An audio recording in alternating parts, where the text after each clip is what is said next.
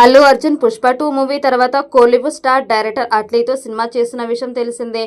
అయితే ఈ movie never before అనేలా అట్లీ ప్లాన్ చేస్తున్నారని తెలుస్తోంది. పాన్ ఇండియా రేంజ్లో రానున్న ఈ మూవీలో Allu Arjun hero villain roles చేయబోతున్నట్లు సమాచారం. ఈ మూవీ కోసం అల్లు అర్జున్ పాత్రలను అట్లీ డిజైన్ చేసిన తీరు చూస్తే ఎవరైనా షాక్ అవ్వడం గ్యారంటీ అని టాక్ వినిపిస్తోంది. ఇది సైన్స్ ఫిక్షన్ జానర్ మూవీ కనుక విలన్ రోల్ డిజైనింగ్ ఊహించని రీతిలో ఉంటుందట. ఇక 2026లో సినిమా రిలీజ్ కానుందట. 5గురు హీరోయిన్స్ నటిస్తారని టాక్ వినిపిస్తోంది. 500 కోట్లకు బడ్జెట్తో సన్ పిక్చర్స్ నిర్మిస్తున్న ఈ మూవీలో పలువురు విదేశీ నటులు కూడా ఉన్నారని తెలుస్తోంది.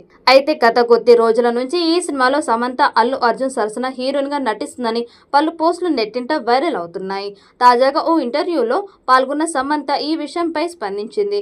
నేను అల్లు అర్జున్ అట్లీ ప్రాజెక్టులో నటించడం లేదు. నాకు అట్లీతో మంచి బంధం ఉంది.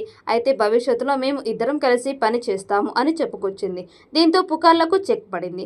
అయితే వీరిద్దరి కాంబోలో వచ్చిన son of Satyamurthy cinema block buster hit అయిన విషయం తెలిసిందే.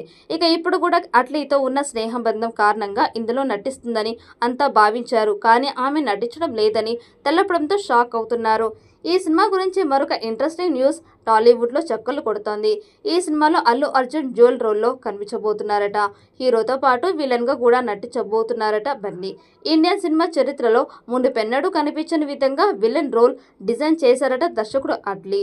ఈ సినిమా కోసం హాలీవుడ్కి చెందిన ప్రముఖ VFX studios, motion studios technicians work చేయబోతున్నారు. మరోవైపు ఈ సినిమాలో హీరోయిన్గా లేటెస్ట్గా అనన్య పాండే పేరు వినిపిస్తోంది. బన్నీ కెరీర్లో 22, అట్లీ కెరీర్లో 6వ సినిమాగా వస్తున్న ఈ పాన్ వరల్డ్ ప్రాజెక్ట్ AA22 అనే వర్కింగ్ టైటిల్తో ఈ సినిమాని తెరకెక్కిస్తున్నారు. ఈ వీడియో మీకు నచ్చినట్టయితే లైక్ చేయండి, షేర్ చేయండి. మరిన్ని అప్డేట్ కోసం మన ఛానల్ని సబ్స్క్రైబ్ చేసుకోండి. ఈ వీడియోపై మీ అభిప్రాయాన్ని కామెంట్ బాక్స్లో కామెంట్ చేయండి. నోటిఫికేషన్ కోసం పక్కనే ఉన్న గంట సింబల్ని గట్టిగా నొక్కండి.